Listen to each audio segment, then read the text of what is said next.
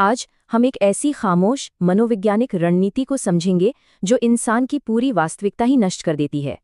सोचिए, क्या कभी किसी ने किसी को अपनी ही मानसिक स्थिति पर शक करने पर मजबूर किया है?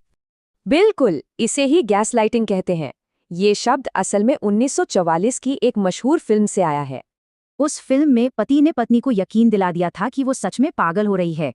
ध्यान दें, ये कोई साधारण झूठ नहीं है। ये जानबूझकर किसी की वास्तविकता को पूरी तरह मिटाने की कोशिश है। ये एक धीमा जहर है। शोषक पीड़ित को पूरी तरह अकेला करने के लिए कई चालाक रणनीतियां अपनाते हैं। सबसे पहले वो दोष थोपते हैं, जैसे ये कहना कि इंसान कुछ ज्यादा ही संवेदनशील हो रहा है। और फिर आता है साफ इनकार। इससे इंसान अपनी ही यादों पर बुरी तरह शक करने लगता है।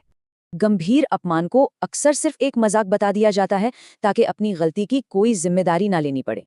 पकड़े जाने पर डार्वो का इस्तेमाल होता है, बाजी पलट जाती है और असली पीड़ित ही दोषी बन जाता है। थेरेपिस्ट इसे अदृश्य सेना कहते हैं। इंसान पूरी तरह अकेला पड़ जाता है और शोषक पर निर्भर हो जाता है। लेकिन असल में कोई ऐसा क्यों करता है? इतनी क्रूरता से किसी के दिमाग से क्यों खेला जाता है? ये सिर्फ दर्द देने का मजा नहीं है। इसके पीछे दूसरे इंसान पर पूरा नियंत्रण पाने की जहरीली लालसा होती है। अब इस भ्रम के जाल को तोड़ते हैं। मानसिक शांति वापस पाने के लिए व्यावहारिक बचाव बहुत जरूरी है।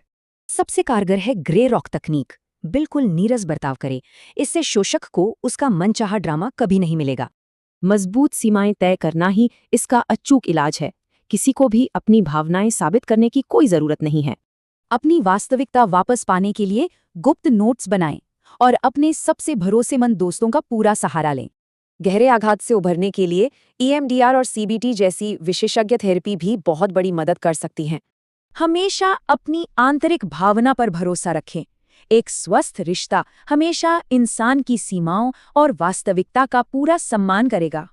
तो अंत में सबसे बड़ा सवाल, क्या इंसान की वास्तविकता सच में असली है या किसी और